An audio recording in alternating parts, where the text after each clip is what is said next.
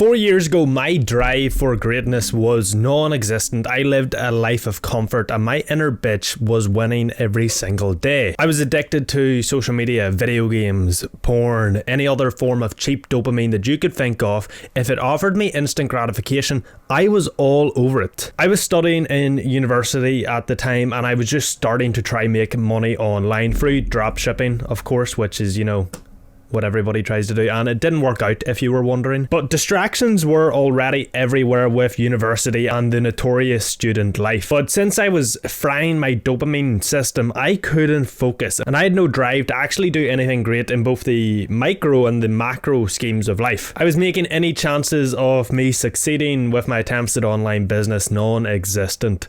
And of course, with my compulsion to look for instant gratification at every turn, I never made any progress in anything. So what did I do? I scoured the internet for a solution, something to fix my inability to focus and get results. And I came across this term called a dopamine detox. Something you've probably heard of before. However, there are actually some flaws with this contemporary idea of a dopamine detox, which I found a way around, and don't worry, I will explain them all throughout this video. But for the rest of this video to make sense, you need to understand how this molecule dopamine works. You see, dopamine is largely responsible for your focus and attention and your motivation and drive. Meaning when your dopamine is high, you will have a high level of focus and drive, and when it's low, your attention and motivation will also be low. And your body has a natural level of dopamine which is circulating, okay? It's always a level floating about in your system. This level can be spiked through a reward or an anticipation of a reward, and that reward can be anything from food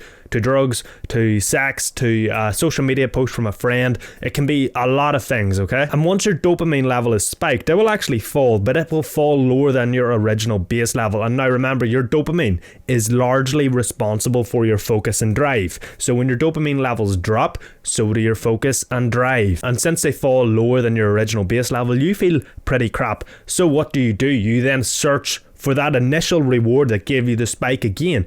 Now, the problem is the second time you get the spike is actually smaller than the first spike, which causes you to want more of that reward in a bigger quantity and a stronger intensity in order to get the same level of impulse or spike from the dopamine. Again, your dopamine then crashes and it causes you to go round in circles of chasing more of this reward and feeling more and more crap since your dopamine is constantly decreasing. And this is where the dopamine dilemma comes in. You see, dopamine is addicting. The activities that easily spike your dopamine feel good at the time. They feel fucking brilliant. They draw you in. So it's easy to find an excuse as to why you should do them. Like, oh, it feels good, Ross, or everybody does them, or what's wrong with some downtime? Everybody needs time to relax. But deep down, you know that there are certain activities, certain things that you are doing on a regular, maybe even daily basis, which are damaging you and holding you back. Watching porn every night isn't good for you. Getting hammered every weekend isn't good for you. Spending 4 hours a day playing the PS5 or the computer isn't good for you. The world is covered in cheap dopamine. It's everywhere, from the food you eat to the device you're likely watching this video on. Everything is designed to spike your dopamine, because dopamine keeps you coming back. But the link between these easy activities and dopamine is one of the biggest factors preventing you from reaching your potential and achieving self-mastery. Your inability to do the hard or necessary work, your inability to focus during that work, you wasting hours procrastinating, you wasting hours getting distracted, you feeling like crap with no motivation, no drive for greatness, and an inability to focus both in the short term and the long term. You never achieving any goal that you want to achieve. You never even catching a glimpse of your potential. It's all caused by your poor relationship with this molecule dopamine. You see, if you really wanted to focus, you would learn how dopamine works and use it to your advantage. But look, I realize that everything I'm saying so far sounds like I'm demonizing dopamine. I'm not. Dopamine isn't the problem.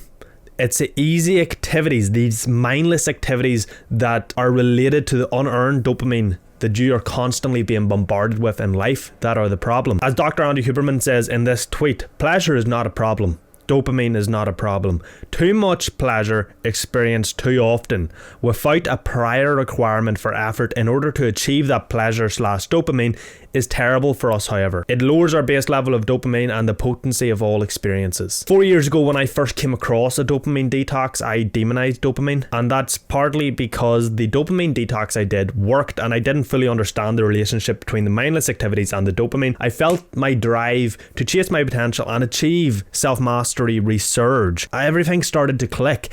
I got out of my own way and I was able to do the hard work and actually focus on the task while I was doing it. I made progress and I became part of the 6% of people who achieve their goals. I've built a 6-figure business and an audience of over 430,000 people, and I wouldn't have been able to do it if it wasn't for a dopamine detox restoring my drive for greatness. But the standard dopamine detox, it makes you think dopamine is the enemy. It's not. The enemy is the mindless activities causing unearned dopamine spikes in your body. Restoring your dopamine levels by doing a dopamine detox is the first step to greatness.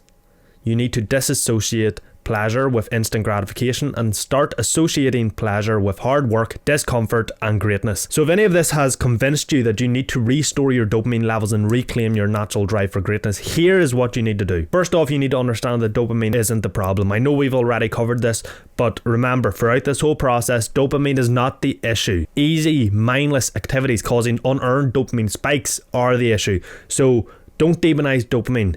Use it as the tool it's meant to be, and understand that when you're doing a dopamine detox, you're not detoxing from dopamine. You're detoxing from the mindless activities causing unearned dopamine that are causing you to lose your drive for greatness. Your second step is to decide what you'll remove. You need to decide what mindless activities you're going to remove from your life, whether it's porn, drugs, alcohol, social media, video games. Decide what activities you perform that you are addicted to and remove them. To do a dopamine detox as effectively as possible, you would remove all of these mindless activities, whether you perform them regularly or not, especially the ones you don't want to remove. If there is one here where you are trying to make an excuse as to why you don't need to remove it, for example, social media, I need to make sure I know what my friends are doing, or I don't want to lose touch of the world.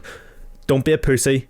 This is your addiction to the dopamine that social media gives you that is causing you to find an excuse. Remove it. You then need to decide how long you will detox for. You can detox for as long as you want, but I would recommend at least 1 week minimum to have any sort of effect. You then need to remove temptations. Remember, dopamine is addictive. It keeps you coming back to the reward. You need to remove all temptations for the activity you're removing. So porn and social media, install app and website blockers.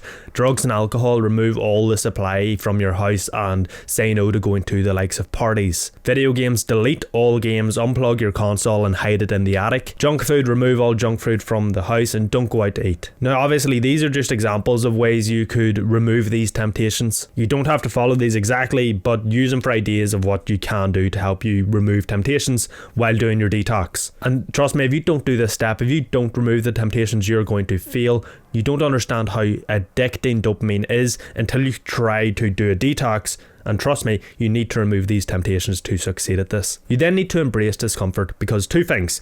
1, dopamine isn't the enemy, unearned dopamine is. 2, replacing a bad habit with a good habit is much easier than just removing a bad habit. So, can you guess what you need to do? You need to do hard things. You need to replace unearned dopamine with earned dopamine. Gym, ice baths, deep work, reading a book. And yes, you need to replace these habits that you're removing with good habits. And then you need to be conscious and repeat. After your dopamine detox is over, don't just run back to your vices. You need to keep your good habits, like going to the gym, doing ice baths, reading books, deep work, whilst not reintroducing your bad habits. Use the momentum that you've built during your detox to keep pushing, to keep progressing, to keep chasing self-mastery. Like, keep drugs out of your life. You have no need for drugs. Keep porn out of your life. You have no need for porn. Social media, look, you can reintroduce it if you want to, but you need to be careful and mindful with your usage. You put a screen time widget on your home screen. Use app limits to set a time limit for each app. You need to maintain control and be mindful with your usage